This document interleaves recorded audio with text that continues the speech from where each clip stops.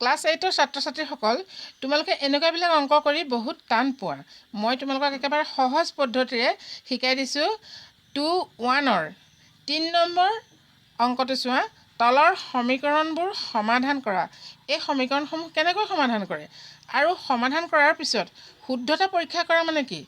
শুদ্ধ হৈছে নে নাই মানে এই সমান চিনটো যে আছে এই সাইডে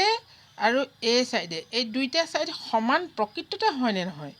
আমি পৰীক্ষা কৰি দেখুৱাব লাগিব কেনেকৈ কৰে তোমালোকক দেখুৱাই দিছোঁ আমি অংকটো প্ৰথমতে কৰি লওঁ হা এনেকুৱাবিলাক অংক কি কৰিম জানানে মাজত এতিয়া সমান চিন আমি দিওঁ মাজত সমান চিন দিলে এই কিনাৰৰ সমান চিনটো তোমালোকে এটো ইমপ্লাইজ দিবা ইমপ্লাইজ দি অংকটো আমি কৰি যাম কেনেকৈ কৰিম এই যে হৰণ হৈ আছে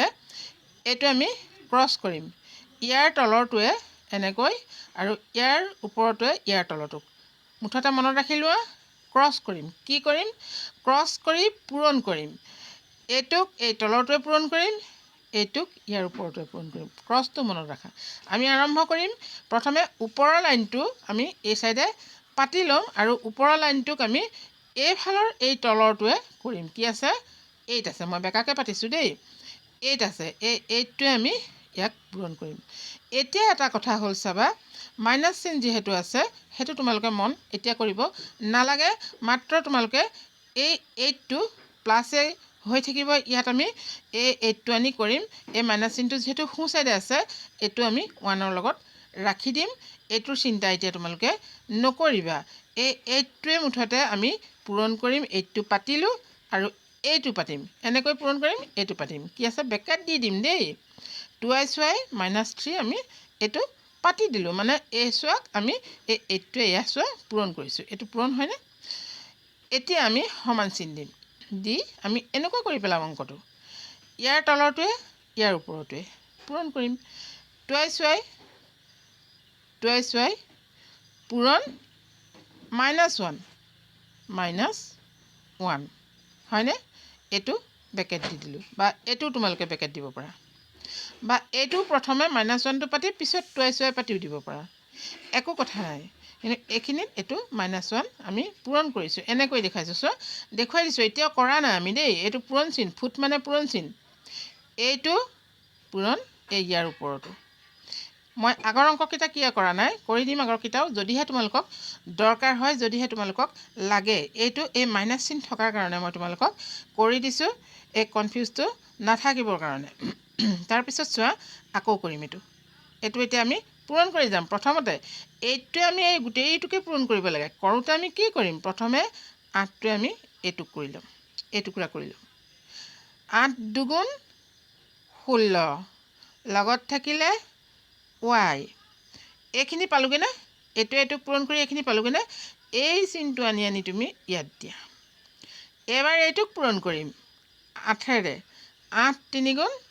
24 হৈ গল ইয়াৰ কাম হলনে এই 8 টোৰে আমি গুটেই বস্তুটো কেনেকৈ পূৰণ কৰিলো দেখিলা প্ৰথমতে এটুক কৰিলো তাৰ পৰা মাইনাস চিন দি এটুক কৰিলো এতিয়া আমি সমান চিন দিম ইয়াৰ তলে তলে এইটো এতিয়া এইটুক পূৰণ কৰিম যেহেতু 1 এ 2y পূৰণ কৰিলে 2y হ'ব আৰু এই মাইনাস চিনটো যে আছে এটো ইয়াৰ আগত থাকি যাব হয়নে ভালকে মন দি যাবা তোমালোকে একেবাৰে সহজ হয় এতিয়া আমি কি কৰিম চোৱা এই যে y আছে এনেকুৱা এই এবিসিডি আখৰবোৰ যে এবোৰ অংকত ছলক বুলি কয় এই ছলকবোৰ এই এবিসিডিবোৰ আমি বাও সাইডে একেলগে ৰাখিম আৰু সমান চিনৰ ইপাৰে আমি সংখ্যাবোৰ নিম মনত ৰাখিবা এতিয়া আমি এই y কেইটা একেলগে ৰাখিম চাবা দেই 16y আৰু এটো কি -2y সমান চিনৰ এপাৰে আছে আমি এপাৰে লৈ আনো 2y আগত কি চিন দিম এটা কথা কৈ লও সমান চিনৰ এপাৰে যদি কিবা থাকে হেয়া সংখ্যাই হওক বা চলকেই হওক তেতিয়া সমান চিনৰ এপাৰে যদি আনিব লগা হয় তেতিয়া তাৰ চিনটো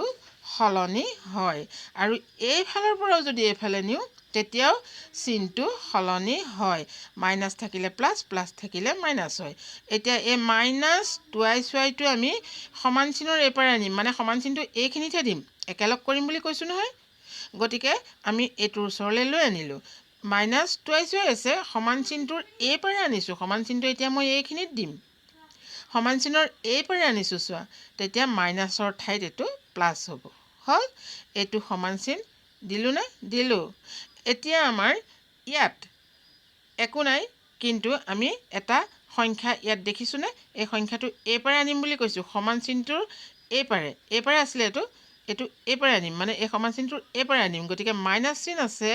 এই পাৰে অনাৰ লগে লগে প্লাছ হৈ গ'ল প্লাছ চিনটো আমি নিদিওঁ প্লাছ চিনটো নিদিলেও হয় 24 এতিয়া আকৌ আমি ইমপ্লাইজ দি যাম কাৰণ মাজত মাইনাছ চিন আছে মানে এইটো হ'লে এইটো এই চিনটো এতিয়া 16ৰ পৰা তোমালোকে এই ৱাই যে আছে ৱাইৰ কথা চিন্তা নকৰিবা তাৰ আগত থকা সংখ্যাকেইটা চিন্তা কৰা কি চিন আছে যোগ চিন 16 যোগ 2 হয়নে 18 হ'লনে 18টা ৱাই হ'ল ৱাইটো দি দিলোঁ 16টা ৱাই 2টা ৱাই 18টা ৱাই সমান চিন দিয়া সমান চিন দিলোঁ 24 পাতা এতিয়া আমি কি কৰিম এতিয়া আমি ৱাই ইকুৱেলটো উলিয়াম আকৌ তোমালোকে ইমপ্লাইজ দি ৱাই মানটো আমি উলিয়াব লাগিব ৱাইৰ মানটো কেনেকৈ উলিয়াম এতিয়া কি কৰিম এতিয়া আমি অকল ৱাই পাতিম এটা কথা তোমালোকে মন কৰিছানে যেতিয়া আমি এই প্লাছ মাইনাছবোৰ এই পাৰে আনিছিলোঁ এই মাইনাছটো প্লাছ হৈছে প্লাছটো মাইনাছ হয় এইটো যেতিয়া এই পাৰে আনো হয়নে প্লাছ হ'লে মাইনাছ হয় মাইনাছ হ'লে প্লাছ হয় যদি পূৰণ থাকে তেতিয়া কি হ'ব হৰণ থাকিলে পূৰণ হ'ব এতিয়া চোৱা এইটো 18টো ৱাইৰ লগত পূৰণ হৈ আছে 18 ৱাই পূৰণ হৈ আছে গতিকে ৱাই ইকুৱেলটো আমি উলিয়াব লাগিব 18টো এইফালে লৈ যাব লাগিব এইটো পূৰণ হৈ আছে পূৰণ হৈ থকাৰ কাৰণে আমি এইটো এইফালে লৈ যাওঁতে হৰণ কৰিম 18টো তলত পাতিলোঁ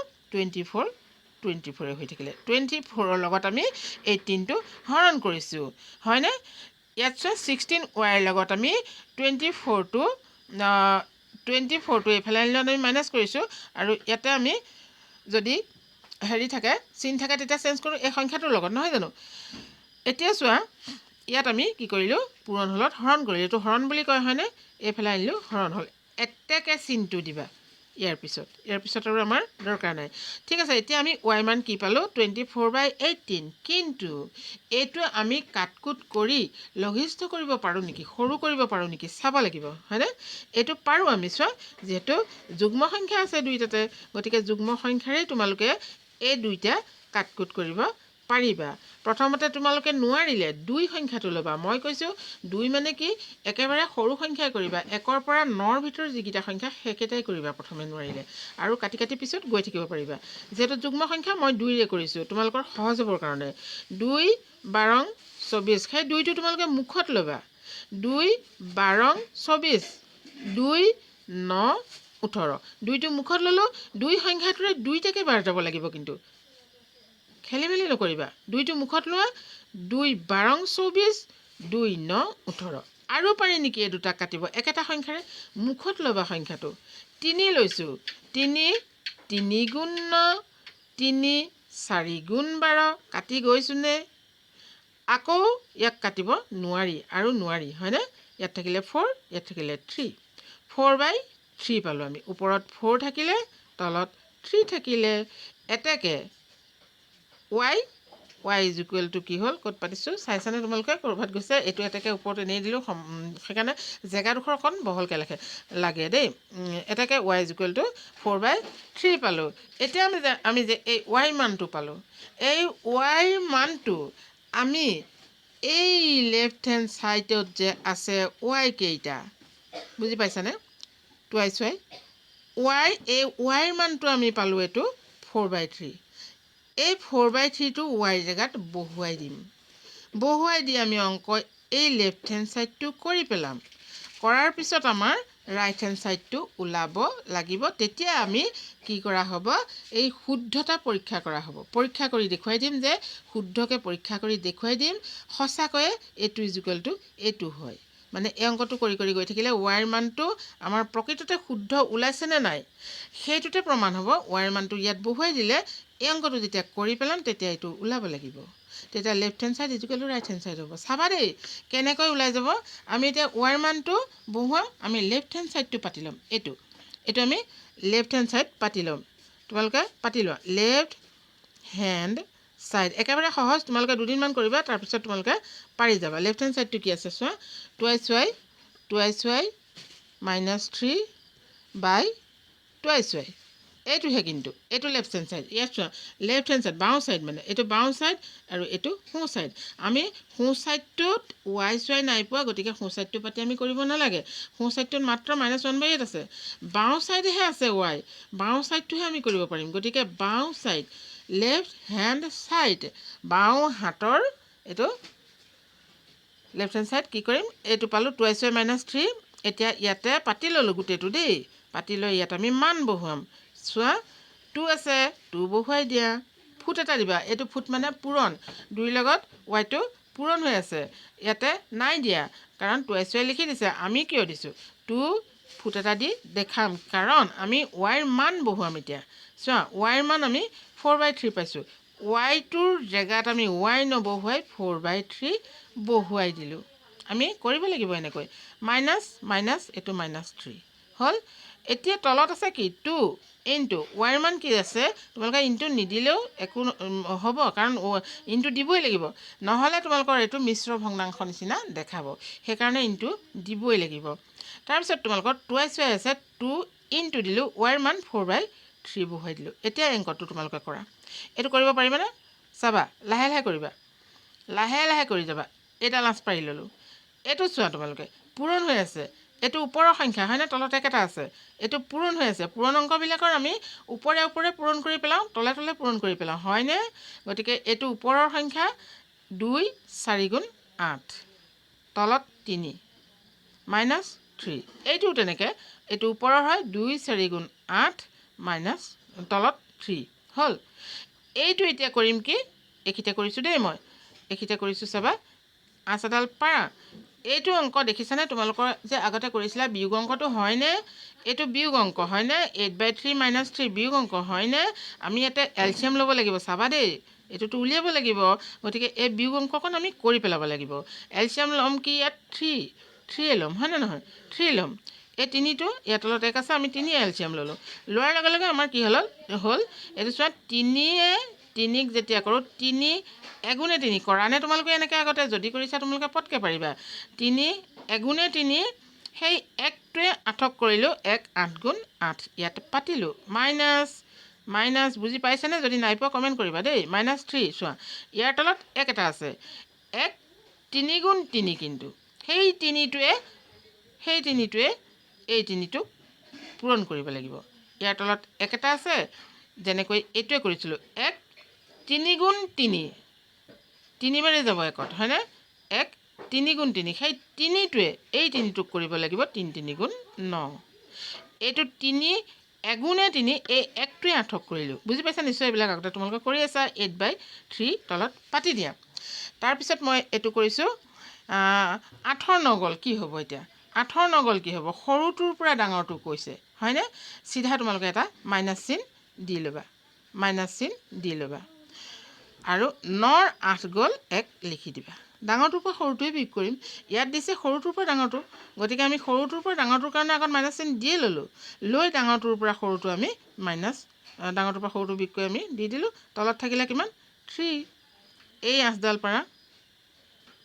ওপৰত আমি -1/3 পালোঁ তলত 8/3 পালোঁ হ'ল এতিয়া আমি এইটো দেখিছানে হৰণ হৈ আছে এইটো কি কৰিম এতিয়া -1/3